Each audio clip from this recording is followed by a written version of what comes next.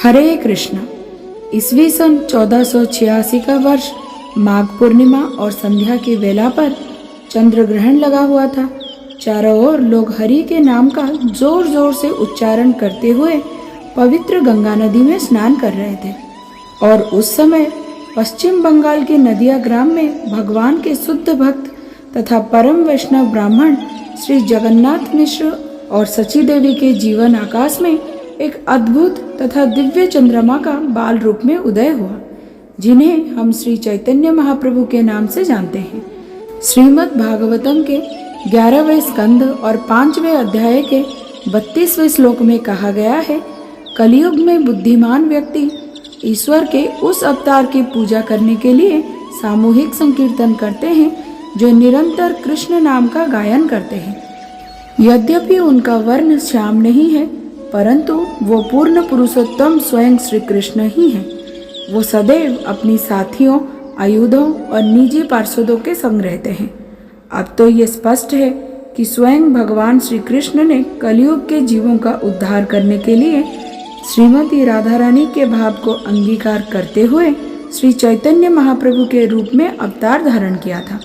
इसीलिए जय गौर से कृष्ण से जगन्नाथ अर्थात श्री कृष्ण, श्री गौरांग महाप्रभु और श्री जगन्नाथ महाप्रभु में कोई अंतर नहीं है। अब देखिए, हम सब जानते हैं कि भगवान श्री कृष्ण ने अपने बाल्यकाल में गोकुल तथा वृंदावन में अनेक मधुर लीलाएं की थी।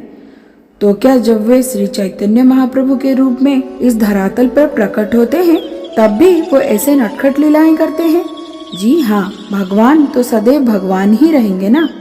तो चलिए, आज हम श्री चैतन्य महाप्रभु के बाल लीलाओं के कथा सरिता में से कुछ बूंदों का आस्वादन करते हैं।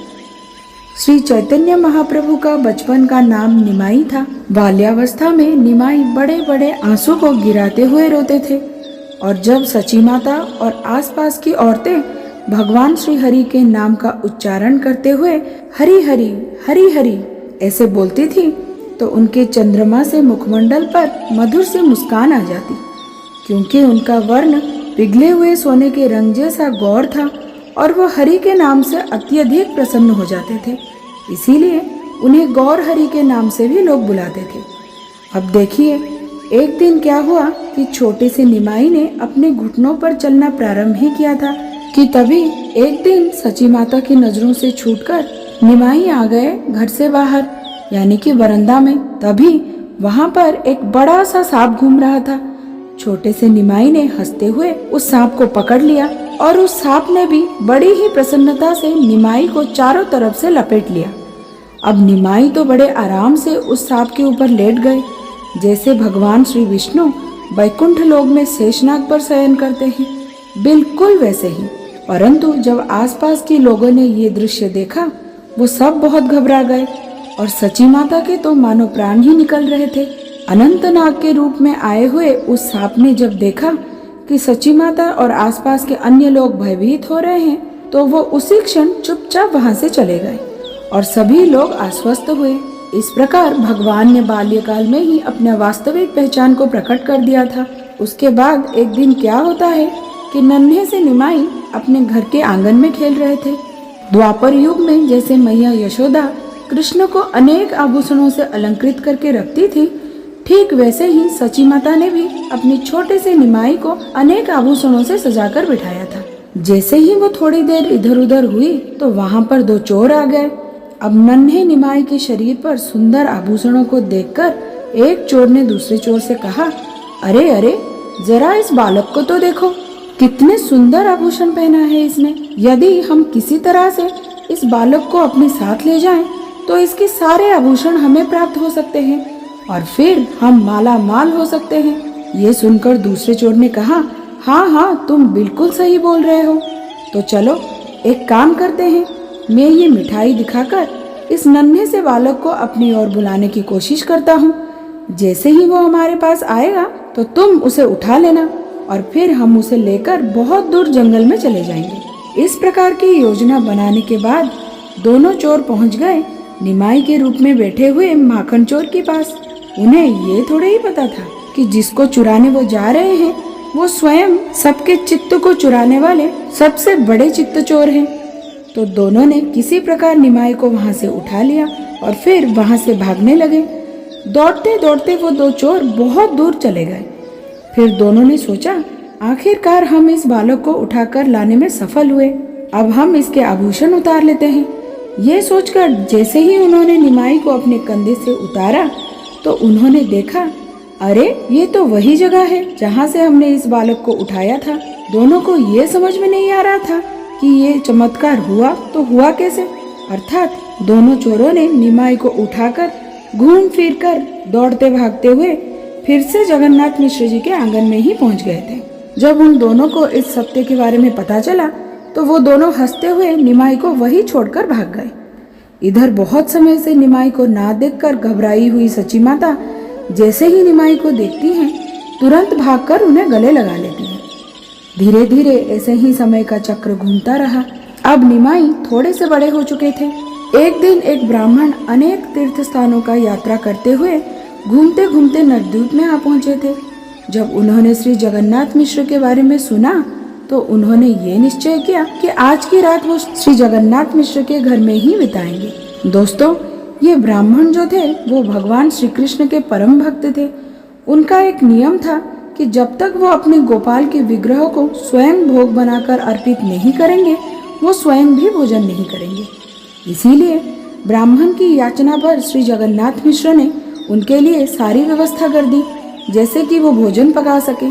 सची माता ने रसोई को स्वच्छ कर दिया और भोग बनाने के सारे सामग्री लाकर उन्हें प्रदान कर दिया। ब्राह्मण ने बड़े ही प्रेम से, बड़े ही भाव से अपने गोपाल जी के लिए अनेक स्वादिष्ट भोग बनाए और फिर गोपाल जी के विग्रह के सामने सारी खाद्य सामग्री रखकर आंखें बंद कर प्रार्थना करने लगे।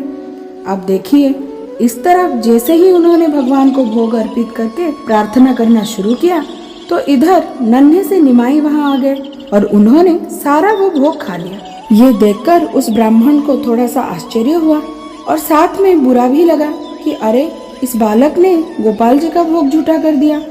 जब जगन्नाथ मिश्र जी को इस बारे में पता चला तो उन्होंने निमाई को खूब डांटा और ब्राह्मण देव से प्रार्थना करते हुए कहा कि हे ब्राह्मण देव, इस बालक के अपराध को आप क्षमा करें और कृपया दोबारा भोग बनाने की प्रबंध करें। जगन्नाथ मिश्र जी की विनती को स्वीकार करके ब्राह्मण ने दोबारा भोग बनाया और जैसे ही अपने गोपाल जी के विग्रह को भोग अर्पित करने लगे, उसी समय पहले की भांति फिर से निमाई वहां आकर सारा भोग खा लेते हैं। इस बार ब्राह्मण को अत्यंत दुख हुआ और साथ ही साथ थोड़ा सा क्रोध भी आया, पर करें तो क्या करें। छोटे से निमाई के इन शरारतों को देखकर जगन्नाथ मिश्र जी ने उन्हें एक कमरे में बंद कर दिया और ब्राह्मण देव से पुनः प्रार्थना की कि वो कृपा करके फिर से भोग बनाए और भगवान को अर्पित करें। अब देखिए, बारंबार भोग बनाते हुए अब रात्रि भी काफी हो चुकी थी। ब्राह्मण ने आखिरकार तीसरी बार भोग बनाया और भगवान को अर्पित करने के लिए गए। अब इस बार निमाई तो अपने कमरे में ही बंद थे, इसीलिए ब्राह्मण देव आश्वस्त थे कि अभी निमाई आकर भोग को झूठा नहीं कर सकते, परंतु ये तो भगवान है, उनकी लीला कौन समझ सकता है। और ये अपने भक्तों पर कृपा भी विशेष रूप से करते हैं। उनके माया शक्ति के वशीभूत होकर घर के सभी लोग गहरी नींद में सो गए और बालक निमाई फिर से वहां जाकर सारा भोग खा लिए। जब ब्राह्मण ने ये देखा तो वो अत्यंत निराश हुए और सोचा कि शायद आज भगवान भोग स्वीकार ही नहीं करना चाहते, इसीलिए मैं भी आज उपवास करूंगा। परंतु भगवान तो अपने भक्त के मन की बात जानते हैं ना, इसीलिए उन्होंने ब्राह्मण देव को अपने त्रिभंग ललित श्याम सुंदर गोपाल के रूप में दर्शन दिया और उनसे कहा कि हे ब्राह्मण, अब तुम बार बार मुझे भोग स्वीकार करने के लिए बुलाते हो और जब मैं आता हूँ तब तुम दुखी हो जाते हो। ये देखो, मैं ही हूँ तुम्हारा गोपाल और मैं ही तुम्हारा भोग स्वीकार कर रहा था। भगवान की ऐसे साक्षात रूप के दर्शन कर ब्राह्मण अपनी भावनाओं को रोक नहीं पाए। बारंबार भगवान को उन्होंने दंडवत प्रणाम किया और उनके स्तुति करने लगे।